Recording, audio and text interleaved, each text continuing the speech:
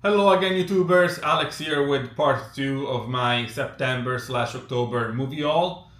Today we'll be focusing on Italian drama movies. So I have a little stack in front of me. These are movies that I picked up in Italy when I was there for my vacation. In case you haven't seen part 1, I think you should go see part 1 because it will give you some context and anecdotes about this one and the following upcoming videos. But let's get started on this little haul.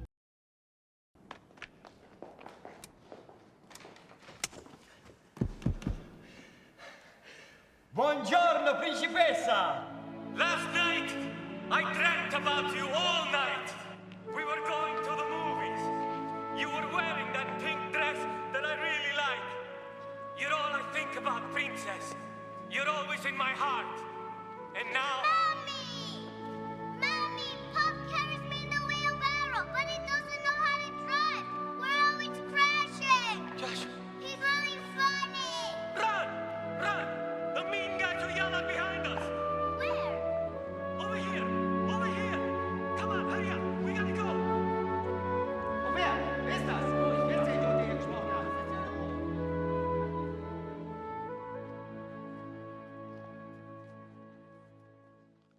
This first title is La Vita è Bella. So this is a Holocaust title starring Roberto Benigni and his wife Nicoletta Braschi. So I'm ashamed to say that I've never seen this movie from start to finish. I've only seen snippets of it, so I can't really say much. I know that it's a drama movie, but it has a lot of comedic elements, obviously, because of Roberto Benigni. And I know that the ending is kind of sad, but that's about as far as my knowledge goes. So I'm kind of excited to watch this one soon because it's been on my watch list for forever. And I tried to get this title here in Canada, but it was either too expensive or it was only on DVD. So I'm glad that I got the Blu-ray now and I can enjoy it. So yeah, we'll see. Maybe this one deserves a video of its own. Ma te che cosa ti aspettavi? Di poter essere l'uomo più ricco del paese? Fare il premier? E che anche tutti ti amassero alla follia?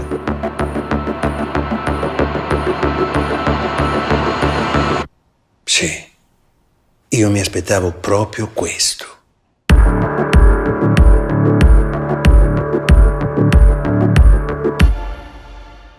The other drama movie that I picked up is Loro. So Loro is a movie about Silvio Berlusconi. I don't know if you guys know Silvio Berlusconi, but if you guys don't know Silvio Berlusconi, the best way to describe him is basically like Italian Trump. So without getting too political about this movie, the movie basically follows Berlusconi in one of his terms, I think from the mid 2000s to the late 2000s or something like that. And it's actually two parallel stories because one part of the story is basically about him, and the other part of the story is about this young Italian entrepreneur trying to get connected with him so that they can make business deals and that kind of stuff. So there is a lot to talk about this movie. This is not even the version that I wanted. The version that I wanted, so this movie is actually split in two parts. But as far as my knowledge goes, it's hard to find them on physical copies. So I ended up getting this German version of it. That's the only way that I could get this movie myself.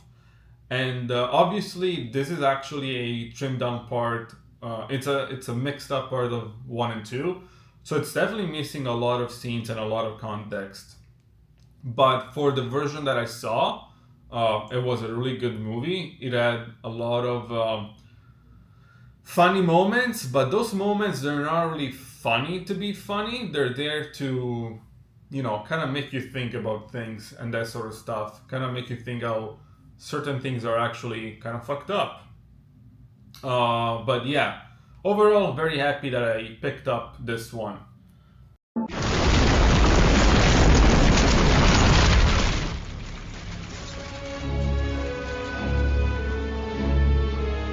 true life story of Totorina, the most ruthless and bloody boss of the Sicilian mafia. Io non la voglio più fare la vita del pezzente.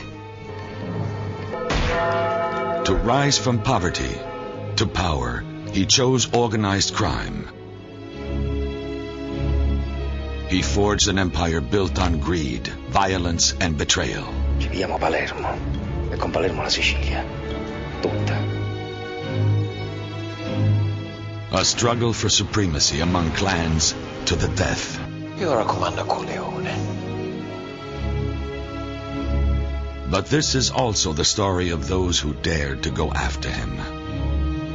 Those few who defied fear and political corruption. Voi questa guerra non la volete vincere. Comanda a tutti, dai capifamiglia, ai politici, ai banchieri. Heroes who fought the mafia to the extreme consequence. Qui lo Stato sono io. Lo prenderemo, è questione di tempo. Until the capture, after 25 years on the run. Mi riconosce? And the last and not least is this one. Il Capo dei Capi, or the Boss of Bosses. This is probably my favorite, personal favorite out of the three, because it's the one that I have a better personal connection to. This is not a movie. This is a mini-series. This aired on TV a long time ago on Italian channel Canale 5, and this was a cultural event back then in Italy because, you know, people in North America probably were watching Jersey Shore and on MTV and that kind of stuff and talking about that the next day at school. In Italy, kids were talking about this one at school the next day. So this is 6 episodes talking about the life of Totorina. Totorina is one of the most famous mafia or bosses in southern Italy, Sicily. So this miniseries is a dramatization of his life, and it goes basically from him as a teenager all the way to when he was eventually captured and arrested. There's a lot of fiction in this movie. It's by no means a accurate, description of the real life events. There's a lot of fan fiction happening in this one, and it's actually based on a book. So somebody wrote a book about it, and then they made a TV show out of that. And I like this one because even though it's fiction, it's very well done. They made up a character for the show that, and I guess also for the books, that goes and is following Totorina since his teenage years all the way to the end, and it shows them as being friends at the beginning and then slowly drifting apart and being total opposites, where one is a mafia guy and the other one is a cop. So I think it's the best balance between life events and also fictional events.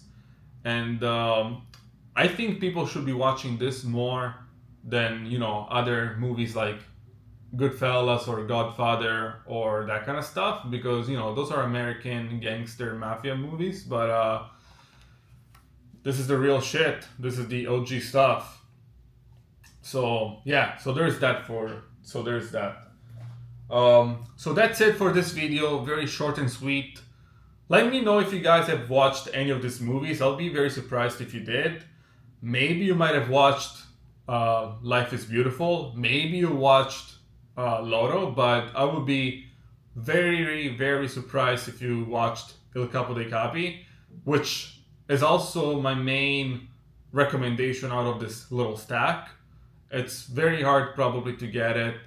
I don't even think there is an English sub or dub, but I'll make sure to check if there is one or not. But if you guys are actually learning Italian and you need something to watch, I know that in university a lot of people do that. 100% recommend this one. So that's it for this video. Make sure to like, subscribe, and share with your friends. Comment down below, again, if you watched any of these ones, or if there's maybe other Italian drama movies that I've missed. I mean, I know there's a lot, so yeah, there's definitely like something there for sure. And until then, see you next time, guys. Bye bye.